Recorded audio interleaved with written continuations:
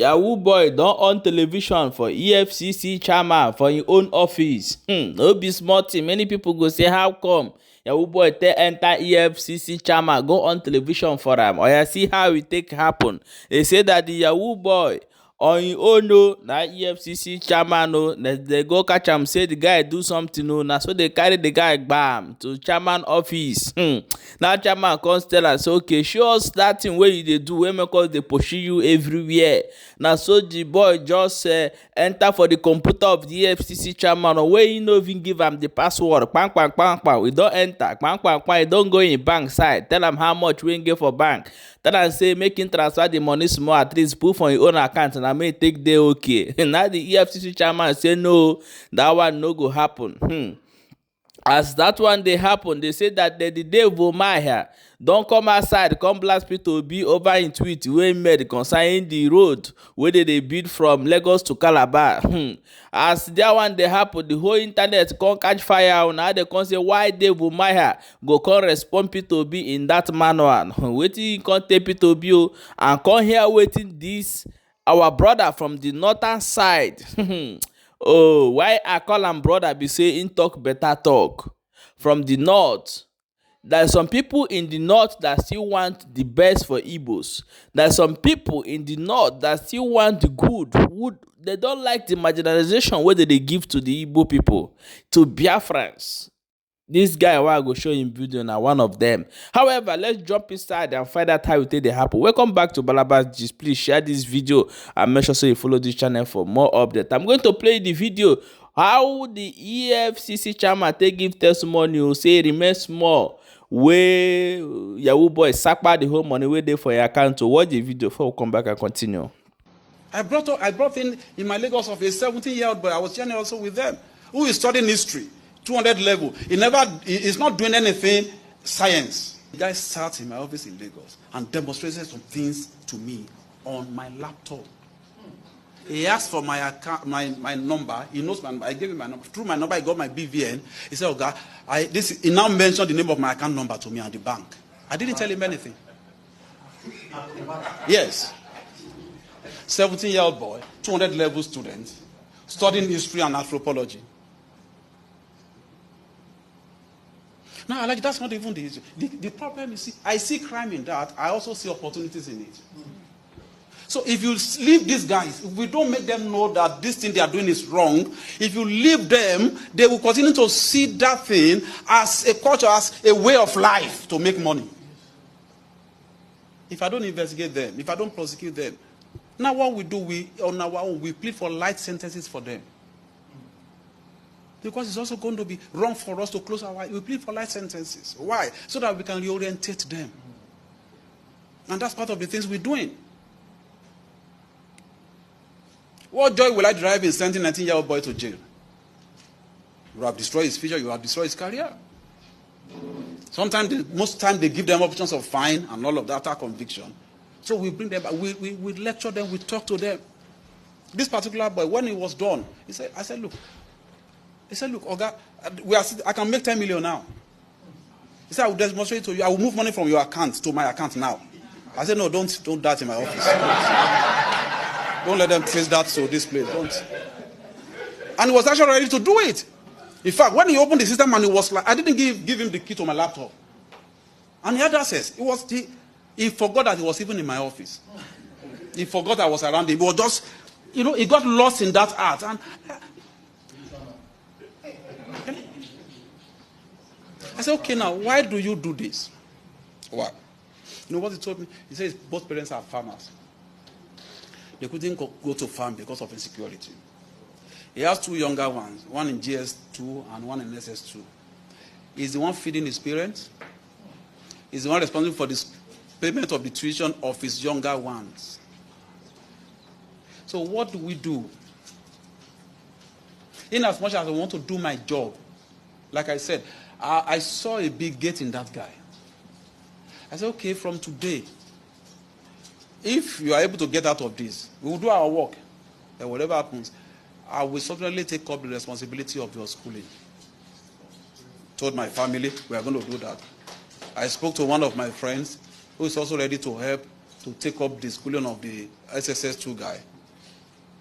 So I'm still looking for someone who will take up the one for the GS2.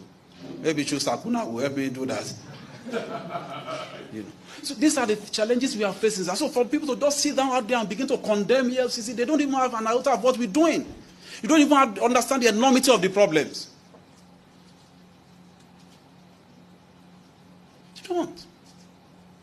Now, we are coming up with what we call the Cybercrime Research Center as part of the project in our new academy, where we'll bring some of these boys during the vacation, the way they are capturing them, the way we have 419 training school.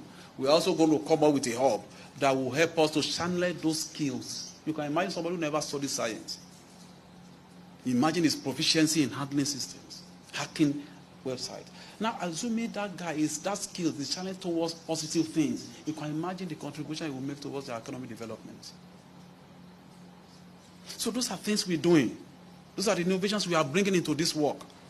You can be a victim. Your brother is coming from America, wants to start a business, and one 17-year-old boy just sat down somewhere in Mushin or, or Pape, and just swipe off the entire capital.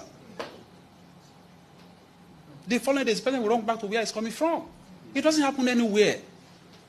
It doesn't happen anywhere. It comes through hard work. Commitment to hard work. If that is the only lesson I'm able to pass across to them, by the work of, by virtue of what we're doing, I'm okay. I'm okay.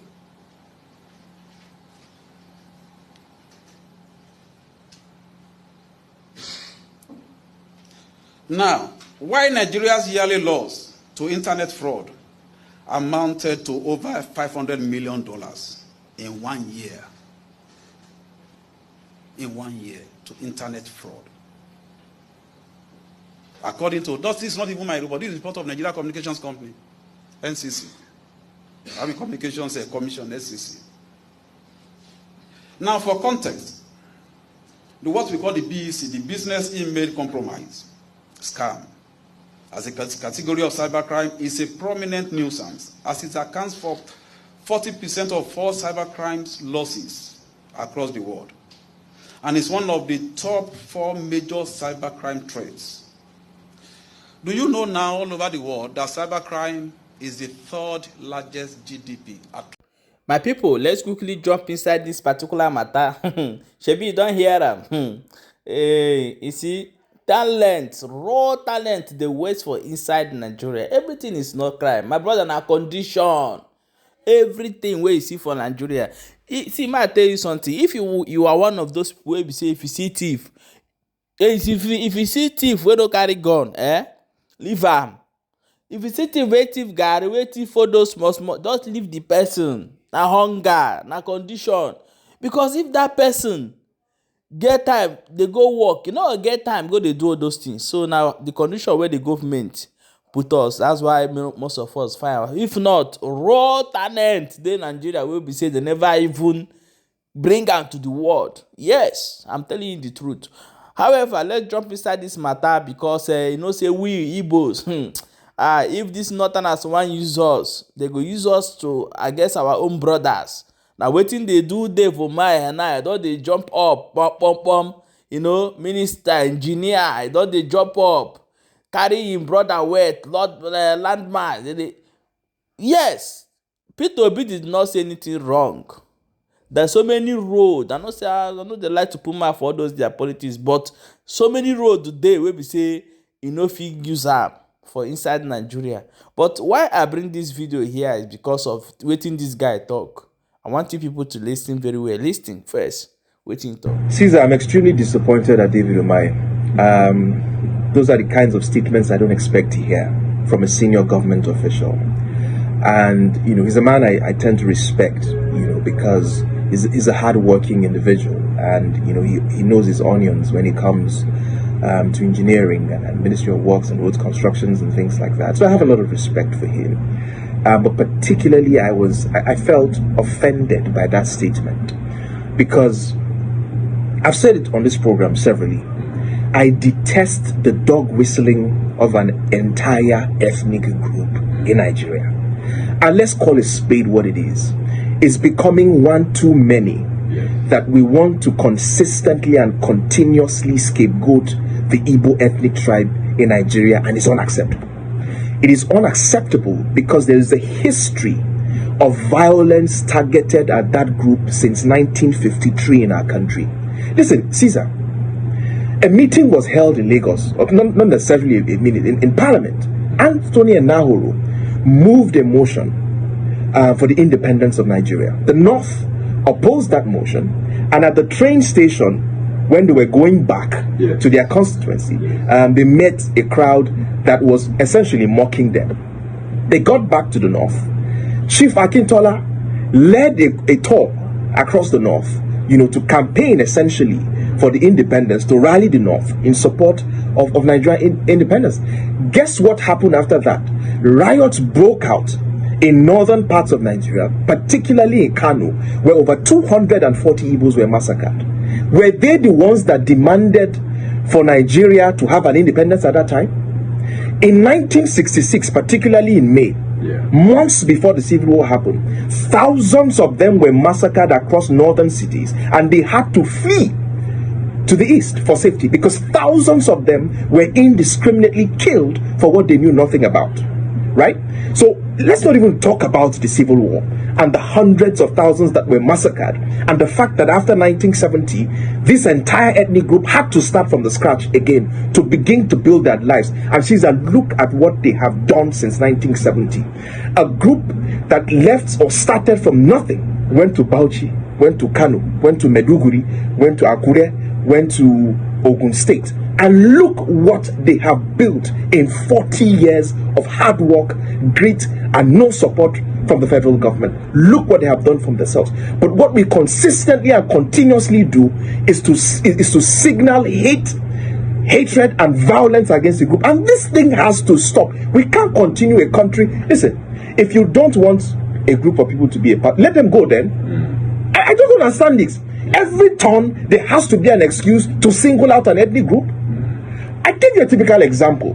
Just like the past elections, I heard people telling, how can the Obi, for instance, have scored 98% in certain states in the north? How can he have scored 90%? Muhammadu Buhari, under a PDP-led federal government, scored over 90% votes in 4 northern states. Go and check the results in Katsina. Go and check the results in Bauchi. Go and check the results in Jigawa. He scored over 90% in those states under the leadership of the PDP as a federal government. So it was okay for Buhari to score over 90% in his own core constituency, but something utterly went wrong when Obi did it in the southeast. This ethnic group have always been part of a nationalist political party and never really have ever built a regional movement. All the times they have supported a political party have been national political parties right from the NCNC. Yeah, true. They have a stakeholder in the PDP. They don't have a regional party in the sense that we had ACN in the southwest, in the sense that they had AMPP in the north. They did not have the behemoth of a regional political party. So where is all this hate coming from? Where is all this hate coming from? They tell you now, for instance, that they have a rabid mob who are harassing people on the internet because their candidate lost. We have very short memories. In 2011, a candidate lost in this country and over 800 people were massacred in violence in the north. I so know this because I personally saved 11 core members and were hidden in my father's hotel in Kano. So what are we saying? 800 people were massacred because of the ambition of somebody in this country. And suddenly we are losing our minds because we are saying people are insulting you online and they're a rabid mob. Let us stop this. Let us stop this ethnic dog whistling. Let us stop this ethnic baiting. And this thing should not continue. We are one people, one country. My people, shebi don't hear them. Thank God, say na not they talk this one. The marginalization of Ndigbo have to stop that. Forget about this politics issue where the guy they talk for compo mad for the matter side. But the truth remains the truth. The Igbos should do anything at all costs to leave Nigeria. Full stop. Share this video for more updates as it is hot.